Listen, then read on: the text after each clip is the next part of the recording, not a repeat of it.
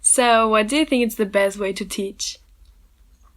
We had this, I asked that to my teacher, and she gave me a very interesting answer. And basically, the trick, the biggest problem with education is that there is no one best way to teach. And that's the biggest, it's like the biggest trap and the biggest key to it. Because if there was one best way, everybody would do it.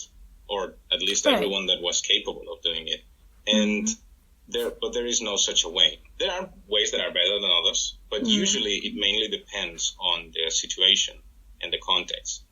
And ideally, a teacher should have enough resources to choose what method, what way suits best for the population that he's teaching, the period that he's teaching, the content that he's teaching, the emotional state of the person. So we came to the conclusion that the best way to teach is the one that suits the purpose of the moment, or the one that is proved to be effective with the variables that are present. Okay. Is it too vague? Makes sense. Yeah, that makes sense. That's the thing. What I would say is that the best way to teach is the one that is based on the urges of the learner, I would say. So you might have heard about significant learning and that you learn things that you actually want to learn and things like this, or that feel meaningful to you and that have a purpose. Have you heard anything like this? Yeah. So you first got the wide philosophical answer. But if you want something more concrete, I would say that the best way to teach is one that creates a need for the student and also gives a response to this need. For example, if you go to a class but you create a problem and then the students really feel that there is a problem and it needs to be solved. Right. So they solve it. Yeah. And that is what generates the motivation to get the knowledge to solve it. Okay. Yeah, that makes sense. There was this quote in one of my essays. I quoted someone, and he said that all learning starts with disjuncture, and disjuncture being the feeling that something doesn't work, the feeling that something is unknown, something is not where it should be. That's what prompts learning. When you feel like you know something, you don't want to learn more about it. It's when there's this feeling of, oh, this is unknown, this is chaos. What I have to, unveil this thing. Yeah. Structure. Okay, so you think the best way to teach is finding this need to learn? That is a simplified answer for the first, wider. Yeah. But maybe they're even complementary. But if you want to say that, I can sign for this one. Yeah. Okay. What has Finnish education taught you?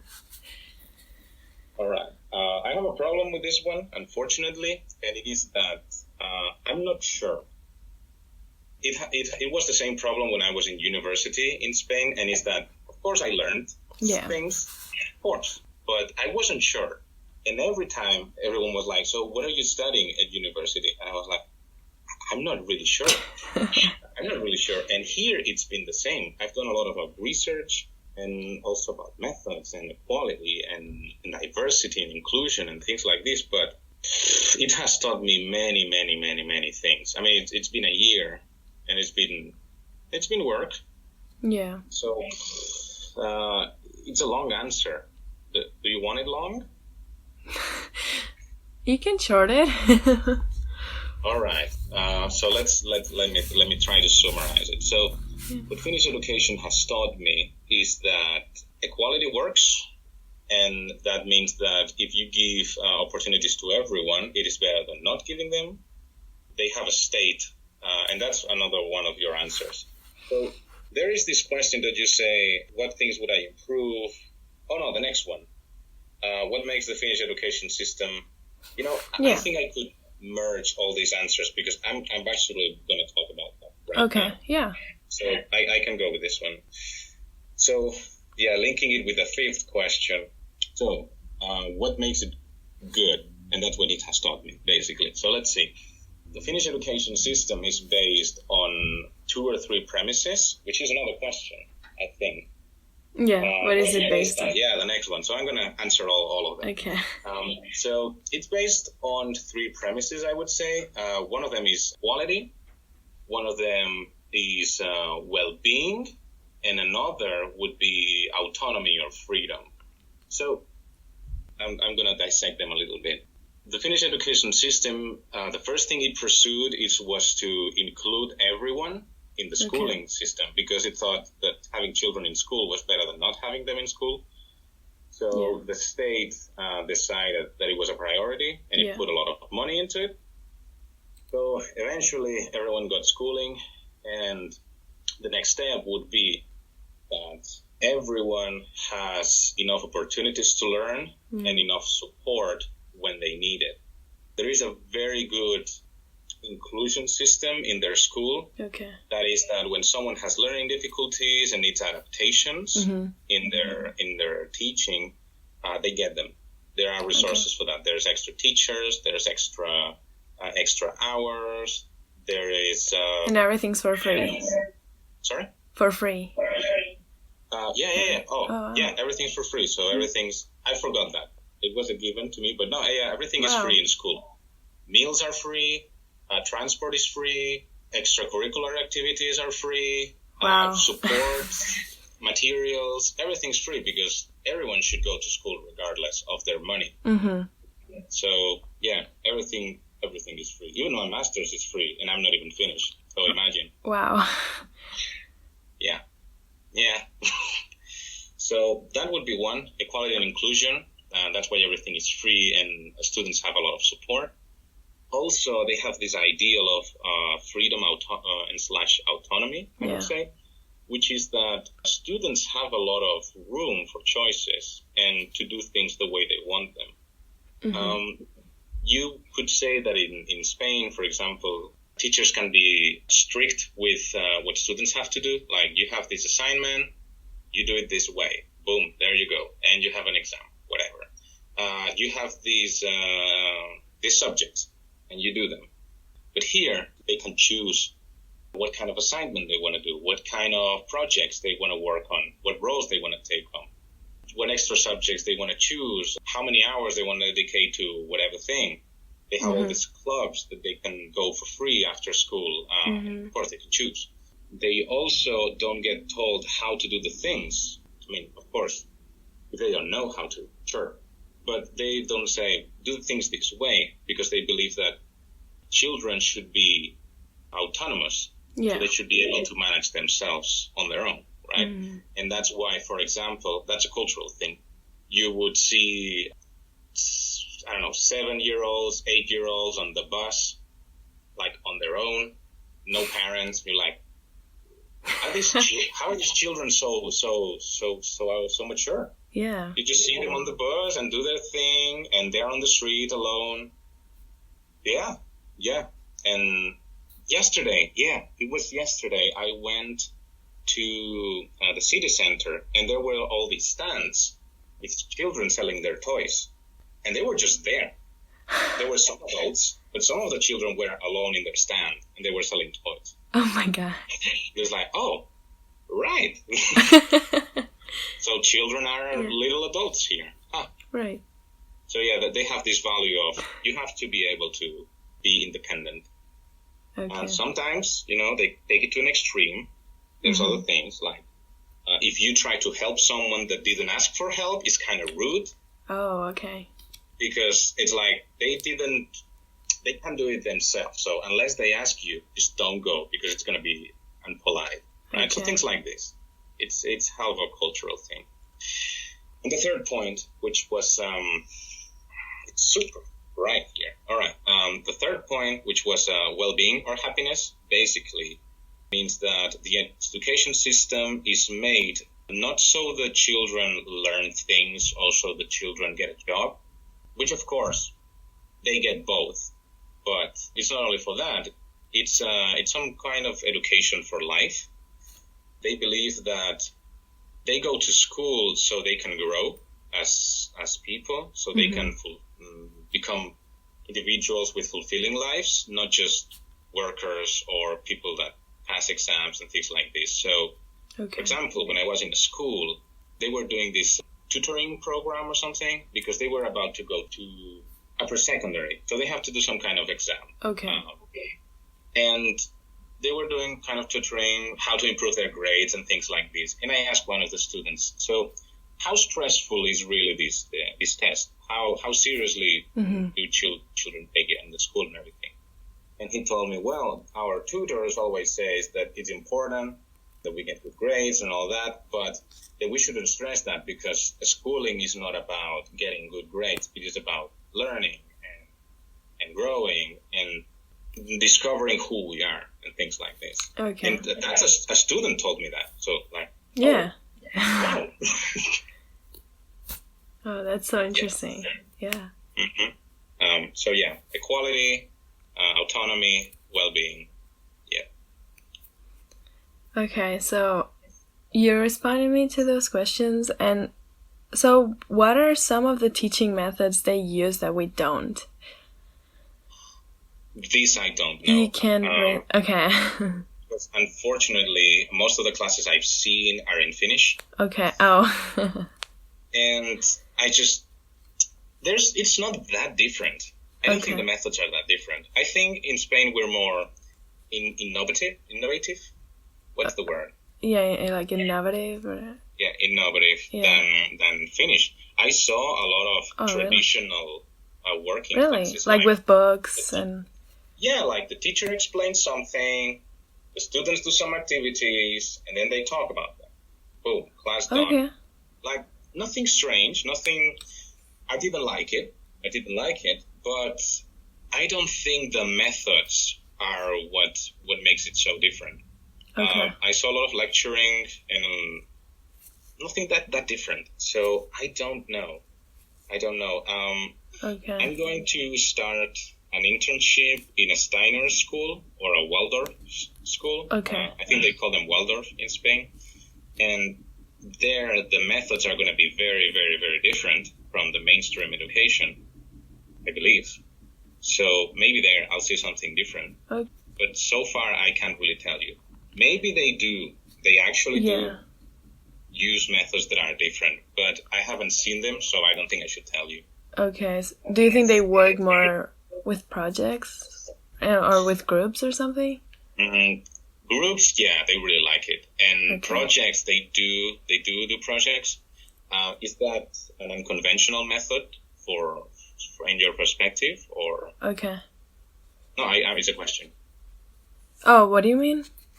Yeah, so they do use projects and group work. Yeah. But that's maybe that's not a given. I'm just assuming things. Well, I mean, in Spain, we don't really work by groups and projects. Like, we work more individually. At least here in the US, they work a lot. Like, they do a lot of project and group stuff. Right. I think they do it here too, quite a lot, since they want to be, independent and want to manage themselves. Okay. And also they use competences and things like this. So it's a thing that suits the curriculum, because I think in competences too. So okay. So okay. Do you think they're like very competitive? No, absolutely not. Okay. First, because it's a cultural thing.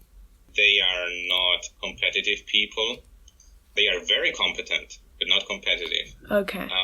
Because the social structure in Finland, they don't really like hierarchies. Okay. They don't like getting into other people's businesses. So they're not like, oh, he has a bigger house. They don't really care. They have a lot of things at their disposal. Many things they can access anyway. So they don't strive for riches and wealth and things like this. They just want a quiet life, be happy, and enjoy. Not to, get power and things like this. And they kind of frown upon people that, are clearly above the hierarchy of power, let's say. Yeah. There's a very big middle class, and that's the dominant people. So they don't enjoy competitive work at school. They like cooperation and they like individual work for themselves, but not to be superior to others. Okay. I think that's the main difference with the US. here people are very competitive and everything is being better than the one next to me. Yeah. Well, how long have you been there? Like 10 months. So you might have noticed that their culture is also very competitive. Oh, yeah. Yeah. So, you can imagine this cycle of school promotes culture, culture promotes school. Yeah. School and there you go. Right. So it's one of those fish that eat their own tail. Yeah. So the US is a different society. Finland is a different society. I had been told the other day for some Finns, we were doing, maybe that's irrelevant. Do you want a little anecdote on regards to that? Yeah. So we were playing disc golf, which is golf, but instead of sticks and golf balls, you have frisbees. Yeah. You have all these courses with baskets, and it's like a golf course, but you throw a frisbee, right? And where it lands, Okay. And in this little town next to my town, there was this huge golf course in the forest. Beautiful, very well prepared, very clean, very nice. And it was free. Oh, wow. Like, go there and play frisbee golf if you want to. And the thing is, I said, I'm fascinated by this. You just have these places that are clean and that are nice, and they don't charge you for it. And nobody destroys them because everybody respects them. Wait, hold nature. on a second. Okay, sorry. Yeah, so it was free. Yeah, and I said, well, that's weird. I thought they told me that basically a business just got paid by the municipality, and they built that. Cool. And you think, well, in Spain, someone would steal money from that, then they would charge you for getting there. It would be dirty, etc., etc. Yeah. My friend said, well, that's why the Americans think we're communists. Because we have these things. That's true. They really think that. That's so true. Okay. So, their education system is known for not having homework or tests. What's the evaluation procedure? So how does it work, and how are they as advanced as other nations without working for extra time at home? So the assessment, that's mainly what she told me. So basically she said that in the lower levels, the teacher decides what the grades are based on everyday practice. Mm-hmm. So, everyday schooling, events that happened on a daily basis, the teacher decides, okay, that's going to be the grade.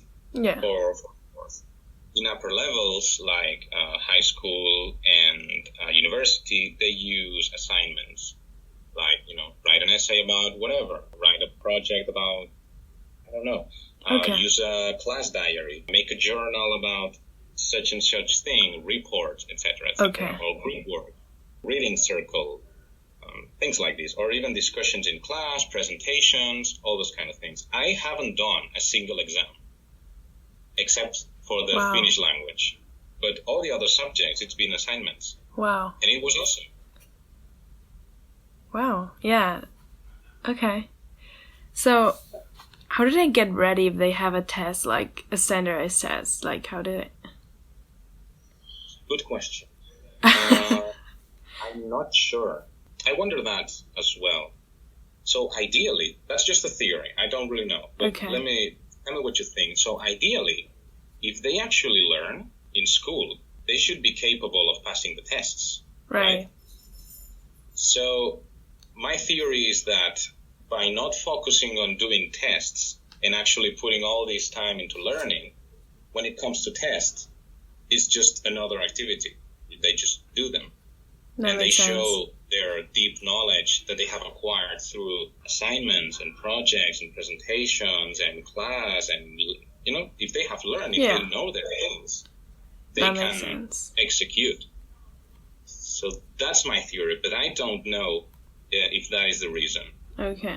What do you think? Yeah, that makes sense. So I read they don't have, any standard says they do one at the before university, right? Yes. The matriculation exam, they call it. Okay, so what's their mindset towards that, and how important is that last test? It is very important. Okay. Because it's the one that allows them to start a university degree and basically choose a career path. So it is very, very important. Yeah, okay. And they are tough, I'm telling you. They are tough exams. Yeah, I don't know if I would pass them, to be honest. So it's like in Spain? It's like selectivity, but tougher. Oh, wow. Yeah. Okay. Yeah, I'm not sure. I haven't seen the tests per se, but yeah, they are very demanding. They are very demanding. Okay. Yeah. What do you think of measuring students' knowledge with a grading system and standardized tests? All right. So, I think most times you don't really need to use it. I think standardized tests have a purpose, and so far I can't really give an alternative to matriculation exams. So it feels like we need them for selecting students to go to university. But besides that, I don't think we should use them. I think there are better tools for assessment that are not standardized tests, actually. Because standardized mean that they all look the same for everyone. And not everyone's going to perform the same way in the same format. I mean, not everyone's going to perform in the maximum of their capabilities in one single format. So some people are going to be better than others. For example, I'm very bad at exams because, you know, I'm worse at recalling information than I am at writing a paper. And I can write you a very good paper. Yeah, I saw that. But my exam equivalent is going to be much worse. Okay. Because I just don't store it that well. I don't have a disorder or anything. It's just not my thing. But if I have my texts and my material, and I just read and think it through and write it down and I take my time, it's a much better outcome. Okay. And other people just need practical work, and they are very good at executing certain things, certain manual work. It's like standardized works well for certain people, not for others. Yeah. So I'm going to say that, as I wrote in one of the papers about assessment, I think you saw that from your classmates. A standardized test is just a tool. You don't use one tool for everything. You use different tools, right? Yeah. So they have their uses, of course, but they can't be used for everything. So that's what I think.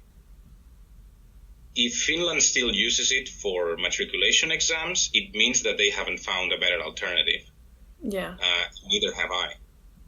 So it feels like they are necessary there, but for other things, I think the teachers do a better job of assessing without tests. Yeah. Even they can use them, but don't base the grade on that because it's just a portion of the learning process. They can use so many other things. Right.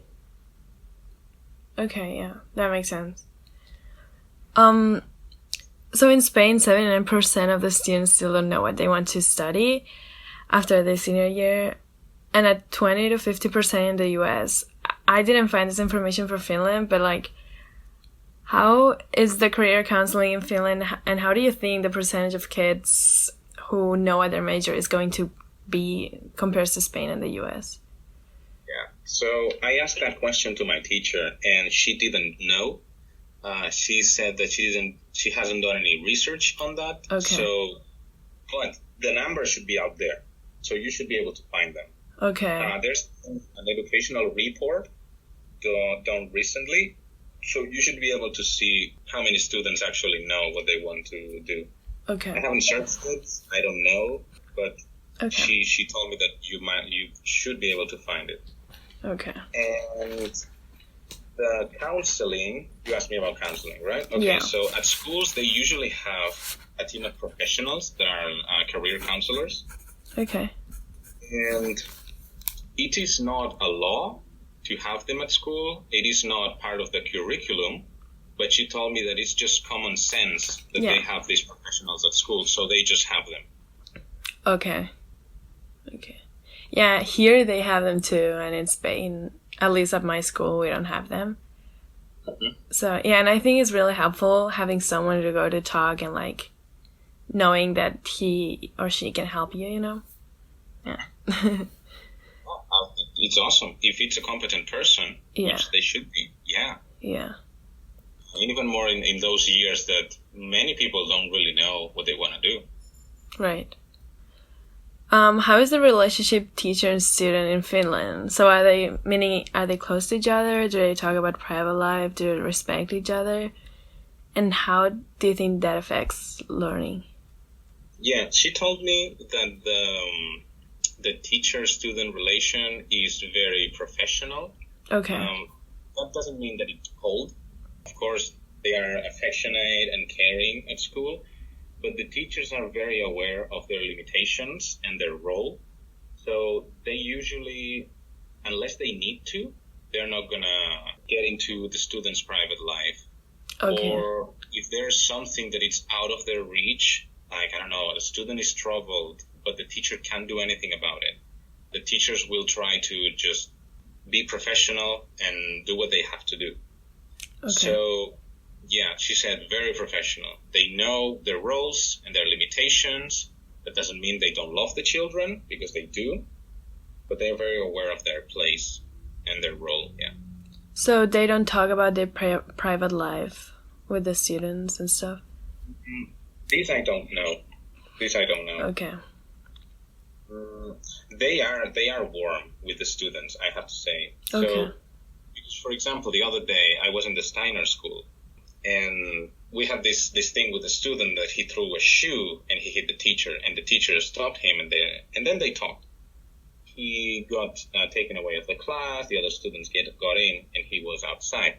And then they started talking, and she was asking the student, like, if he plays an instrument, blah blah. And then they talked about his father played such instrument, and then he mentioned me that I played this instrument as well, and blah blah blah. Yeah.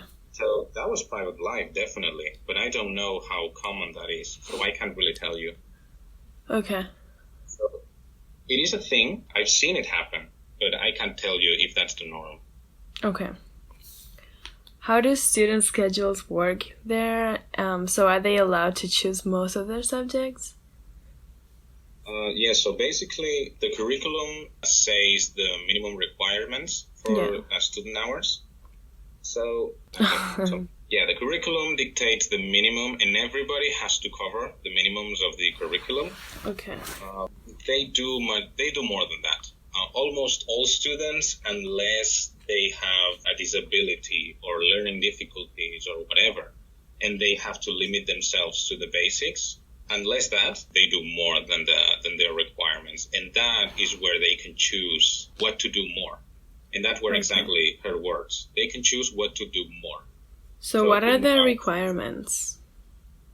I don't know. I haven't read the curriculum. Okay, that's fine.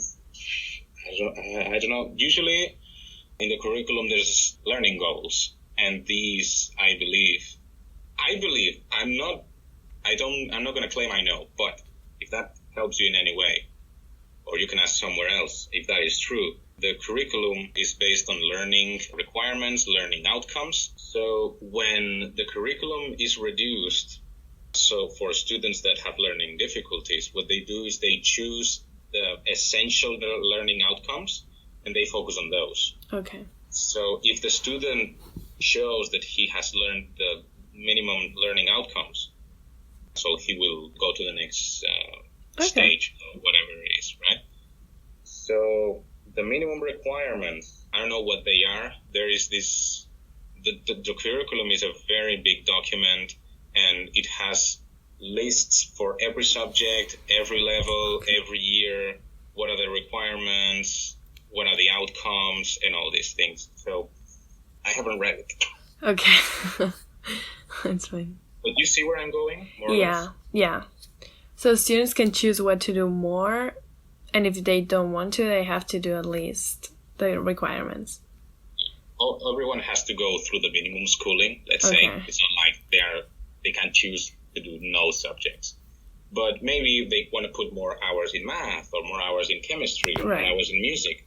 And you would see if you went to the schools that there are subjects that there's less students or more students than on other subjects. That is because some chose to do more hours of that one and some didn't. Okay. Are after school activities involved with the school? And do they count for university, or is it like students choose to do them? I don't know what you mean by they count for university. What do you mean by that? So, here in the US, everyone wants to do band or running or swimming or whatever because they can put it in their curriculum. And then colleges see, oh, this person was in the swim team. We want them, or like... Right. Or like that shows leadership. He's a good athlete. That means he took time to do that. Let's look at this. Right. I'm not sure if they do that. So I'm going to be careful with my words, so you know what I'm saying. Okay. My feeling is that universities don't really care about sports. Okay. They base their selection process on the matriculation exam. Okay. That is so important. The extracurriculum activities, they are free for all the students, and they are usually done in the school after the classes. Okay. They are organized by the municipality, and they use the school premises, and they have a lot of participation. So most of the students do at least one thing. Okay. And it could be clubs from sports, either individual and team sports, to board game clubs and reading clubs and role-playing clubs, club, all these classics. Okay. So there's a lot of variety, and most of students do at least one thing. Okay. They are not part of the curriculum, so they don't have to do anything if they don't want to. But most choose to do it because they are nice and their friends do it. So okay. That helps. So I don't think they account for university at all. Okay. But maybe they do. It doesn't feel like it is sports driven, the selection, like in the US that they choose the football players or whatever. That's not a thing here. They don't get that much money anyway. Okay. Yeah. How do you think the social environment affects education? Right. I'm not sure what you mean by that, because the question has a very wide scope. That's true. So, meaning, at school, there's a nice social environment, or at home, or the community. If people care about school, like in Spain, we know that in school is not really like, people don't really look towards education. I don't know how it's in Finland. If students think they're important, they're doing an important thing. Right.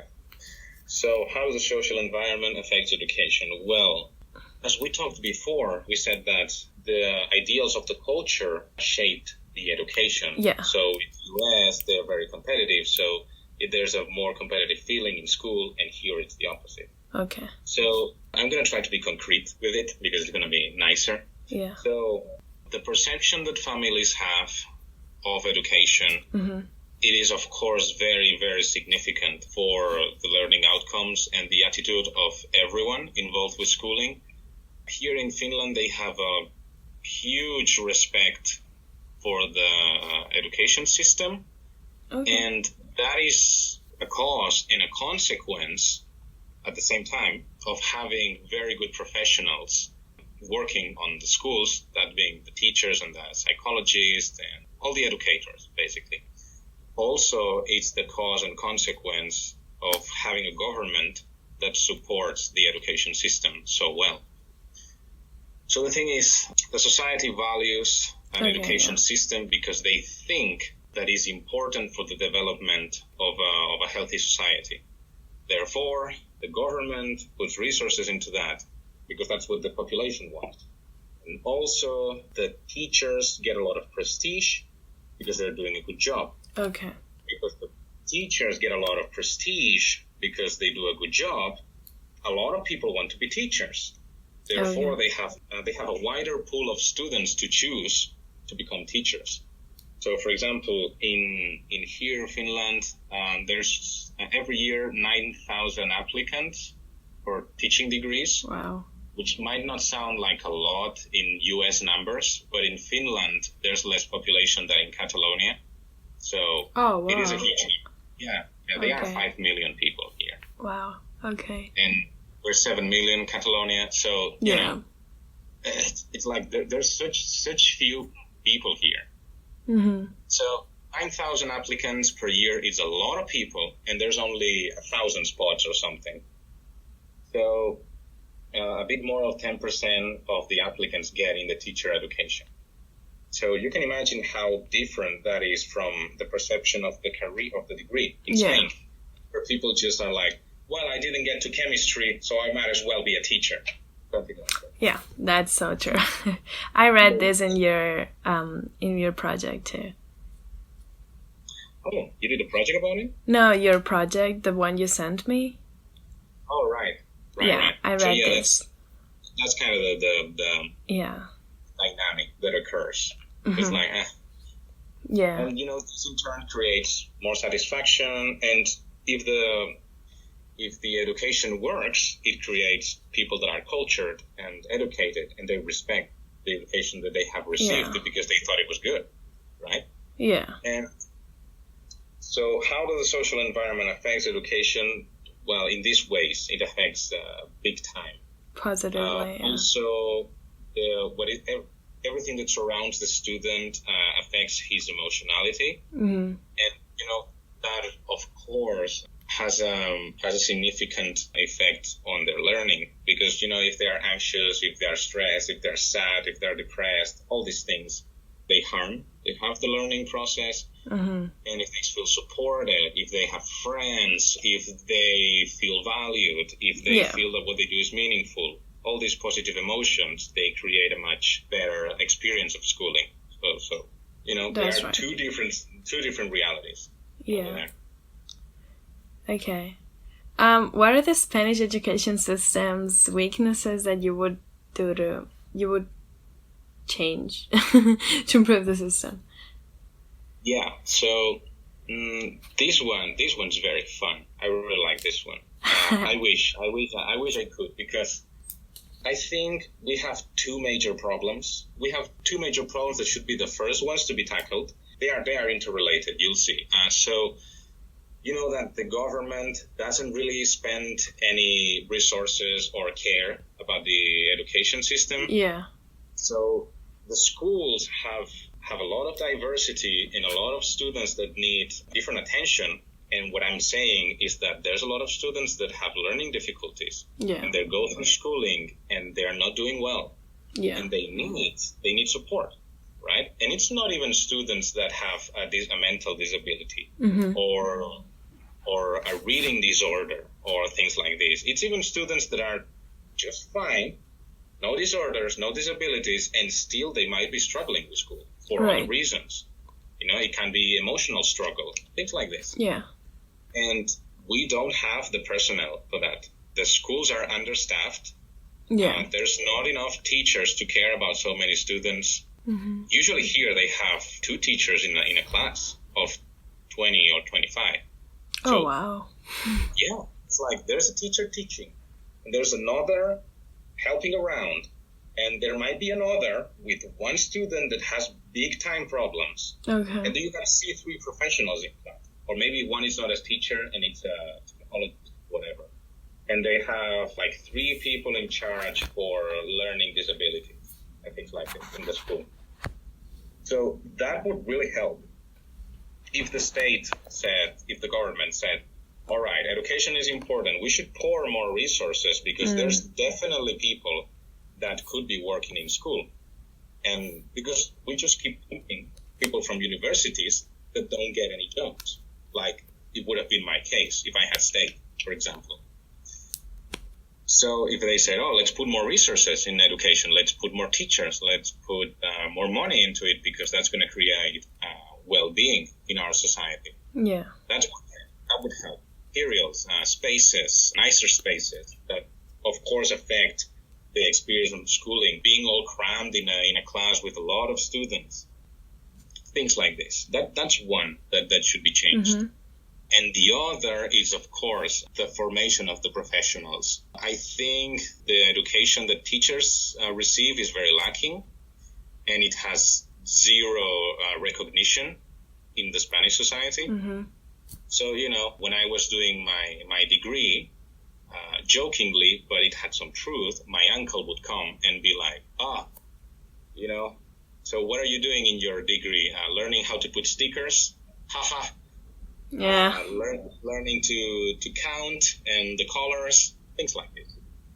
Yeah. Of course, I didn't take it seriously because I knew that wasn't going to happen. So many people think, everyone can teach something if they know the thing, right? So you just tell the thing and you're a teacher. Bam. So there's a lot of teachers that are very incompetent and people see them and they think teachers are just incompetent people. And, that creates this cycle. So everyone can become a teacher. And then all sorts of people that didn't want to be teachers in the first place, they end up in the degree. So they end up being crappy teachers, like so many people I had in my classroom. And that is not the type of professionals we want to have working with the children. We want to have people that are dedicated and that put their time into improving and that they really like their job, so they're going to put effort into improving the children's life, mm-hmm. and they're going to be smart and they're going to be competent. And they're going to be caring, and they're going to know what they're doing, right? But there's so many teachers that don't know what they're doing. Yeah. And that is a very big weaknesses that we have in Spain. That's true.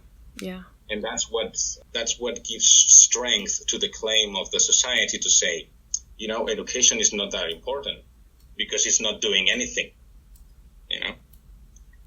Of course, it's doing something, but it could be doing much better. Much better, yeah. So I think this too, getting better professionals, making it harder to pass the degree would be important. Okay, yeah. I think that would be the first step. If it was harder, people would respect the degree. And then people that are more competent, they would go there. And it would be, an important profession, and more people would want to go there. And more people that actually respect the profession would go. You know where I'm going, more or less? Yeah. For example, I have math in Spain. I have math teachers who are architects, and they don't even have the teacher degree and stuff like that. Yeah, so... Yeah. How is that a thing? Exactly, yeah. Teachers here in Finland, all the teachers, I was mind blown with that. All the teachers have a master's degree. Wow.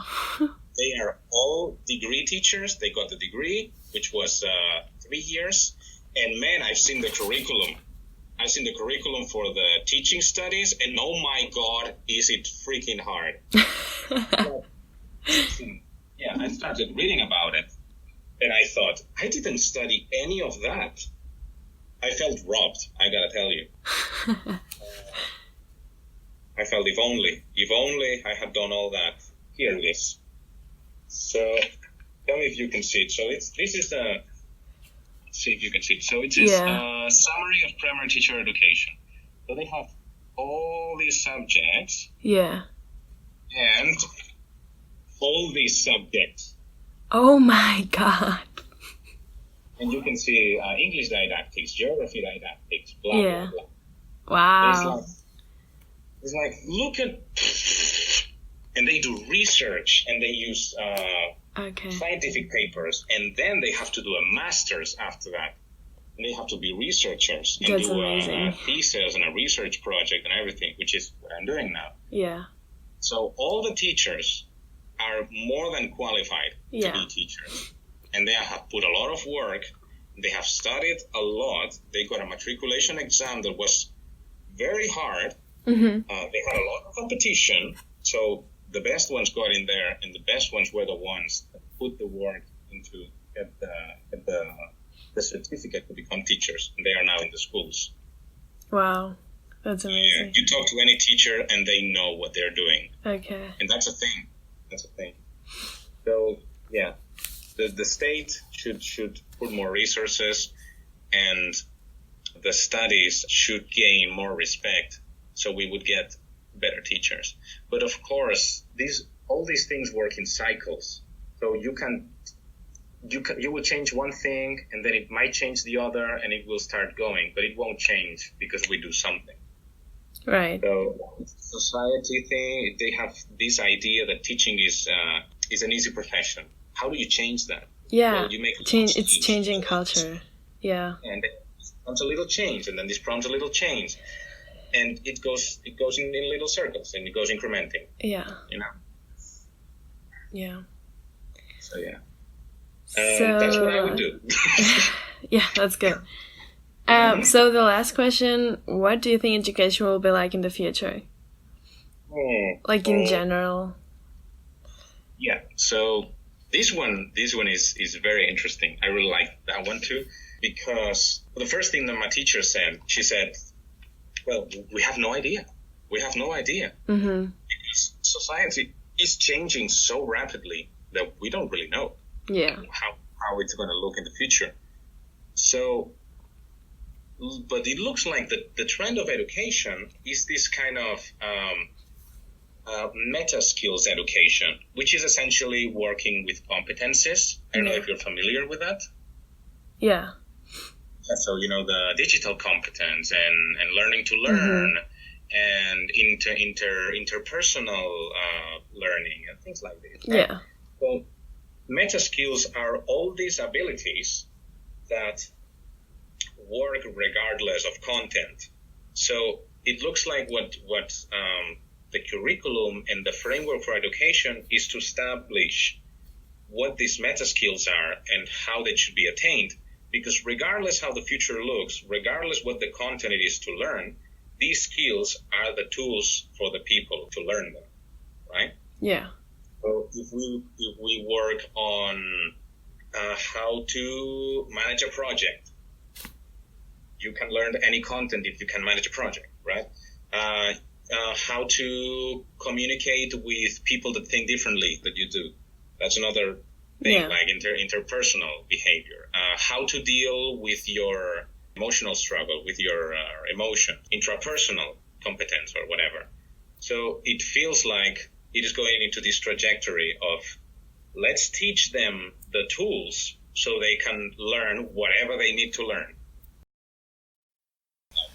Competencia digital, aprender, all these, Yeah. I think you have worked with these. I'm not really sure. Yeah, I've heard about them, yeah. Right.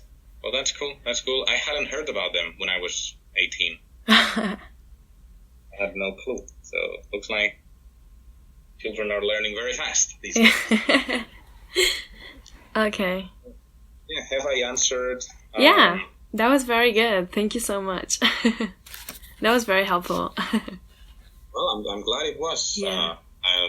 I had to prove myself as well that I could answer these questions because I should know this. Yeah. So it was very important to me to nail them down. Okay. So yeah. Thanks for that reminder. Yeah. Thank you for being so interested in this. It's the first person I found so interested in education. Wow.